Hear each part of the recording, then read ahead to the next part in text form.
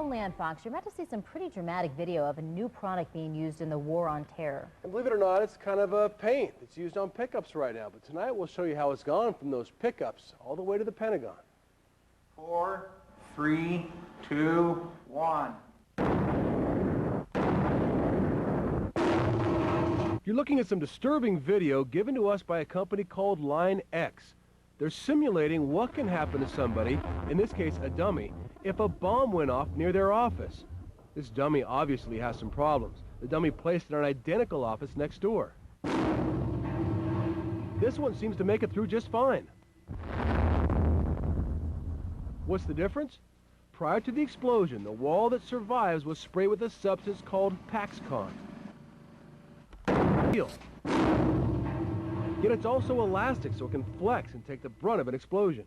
I know it works. Steve Decker went from owning a franchise that sprays pickups to actually spraying parts of the Pentagon to make it safer. You cannot help but be moved by that. And to know that what we're doing now has a potential to save lives there, it's very important to me.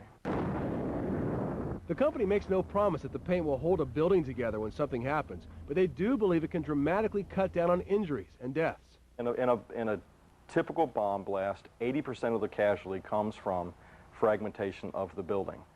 And the whole idea, the whole concept behind the Paxcon product is to mitigate that fragmentation by containing it and increasing the exit time for the occupants of the building. In order to test it, Fox bought some cement blocks, then took them to the Linex building and had them sprayed with that special anti-tear paint. For us, there's a blue dye in it. It can be any color though, or even clear. Then the blocks were taken up to a nearby roof for the test. First, the untreated block. 2, 1. The untreated block dead on impact. Now the treated one. 2. Nothing happens. One more time. Ow. 1. Nothing.